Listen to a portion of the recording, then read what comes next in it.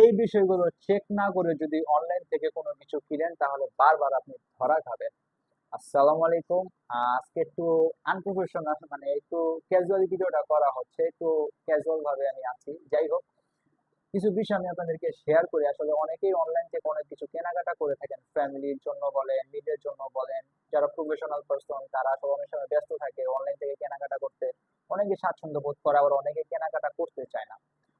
Online থেকে বা আপনি আমার থেকে কিনেন, আমাদের পেজ থেকে কিনেন, যে পেজ থেকে কিনেন না কেন ভাই, কয়েকটা জিনিস একটু মাস্ট বি লক্ষ্য রাখবেন।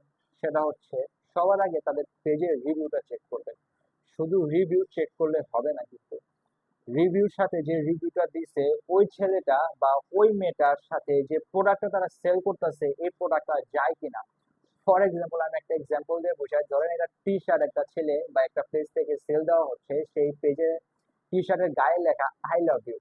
তো আই লাভ ইউ লেখা টি শার্ট কিন্তু একটা ম্যাচিউর এজের পার্সন, যাদের বয়স হচ্ছে 30+, 26+, 35, প্রফেশনাল পার্সন, তারা কিন্তু এটা পড়বে না। পড়বে কারা? যারা হচ্ছে একটু ইয়াং জেনারেশন আছে, যারা স্কুলে কলেজে পড়ে, রাইট? ভার্সিটি ছেলেরা আমার মনে হয় না এটা পড়বে, যারা স্কুল কলেজে পড়বে। ধরেন ভার্সিটি লেভেলে যদি ধরেন আপনি, এই যে একটা রিভিউ যে দিল একটা ছেলে, লেখো যে তাদের টি শার্টের কোয়ালিটি টু মাচ হাই। তার প্রোফাইলে একটু ভিজিট করেন, ভিজিট করে দেখেন সে কি আসলে ইয়াং ছেলে কিনা, বা প্রোফাইলে নাকি প্রোফাইলে নাম দেওয়া যে আমি তোমায় ভালোবাসি, বা প্রোফাইলে নাম দেওয়া যে জ্যোৎস্না রাতের প্রদীপ, এরকম কোন প্রোফাইল কিনা। ভালো করে চেক করে দেখেন যে রিভিউটা দিছে, এই রিভিউটার সাথে ওই ছেলেরা প্রোফাইলের সাথে মিল আছে কিনা। আর ওই ছেলেরা যে প্রোফাইল, ওই প্রোফাইলের সাথে এই যে প্রোডাক্টটা সে নিছে, এই প্রোডাক্টের মিল আছে কিনা। দ্বিতীয় হচ্ছে যে জিনিসটা ভালো করে চেক করবেন, সেটা হচ্ছে যে পেজ থেকে নেন তাদের বিহেভিয়ার। দেখেন, রিসেন্টলি না, আজকে থেকে প্রায় 1-2 বছর আগে আমি একটা পেজ থেকে একটা জিনিস কিনছিলাম একজনকে গিফট করার জন্য। তো ওই জিনিসটার কোয়ালিটি ভালো ছিল না। তো যাকে আমি গিফট করছি সে আমারে বলতেছে যে এটার কোয়ালিটিটা ভালো না, মানিজ্য তো ভাই পুরা নষ্ট। তারপর ওই পেজে বললাম, তাদের পেজে আমি রিভিউ দিলাম।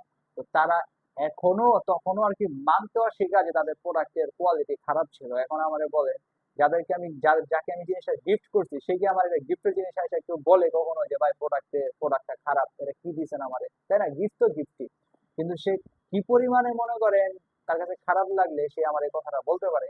স্বাভাবিক। তো আমি যখন পেজে বলছি তখন তারা মানতে নারাজ। তো এখানে তাদের বিহেভিয়ার একটু খারাপ ছিল। তো বিহেভিয়ারটা চেক করবেন। আর প্রোডাক্ট যখনই নেন না কেন ভাই, আপনি অফিসে থাকেন বা আপনার ফ্যামিলির কারো দিয়ে আপনি নেওয়ান, বা আপনি কাজে ব্যস্ত থাকেন, যেখান থেকে নেন না কেন, অবশ্যই ডেলিভারি ম্যান থাকা অবস্থায় প্রোডাক্টটা ভালো করে চেক করে, যদি ফুড আইটেম হয় টেস্ট করে নিবেন, যদি ক্লথিং আইটেম হয় তাহলে গায়ে দিয়ে একদম ভালোভাবে চেক করে নিবেন, ঠিক আছে?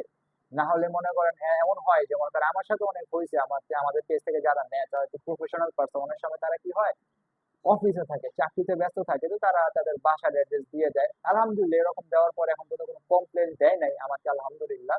তারপরও তারপরও আপনার জিনিস আপনি টাকা দিয়ে নেবেন, চেক করে নেওয়াটাই আই হোপ, আমার মনে হয় ভালো হবে আপনাদের। Thank you so much. আজকে একটু নন প্রফেশনাল ভাবে ভিডিওটা করা হলে, একটু কাজের মাঝে মনে হয় যে জিনিসটা আপনাদের একটু শেয়ার করি। তো সবাই ভালো থাকবেন, আমাদের জন্য দোয়া করবেন। আসসালামু আলাইকুম।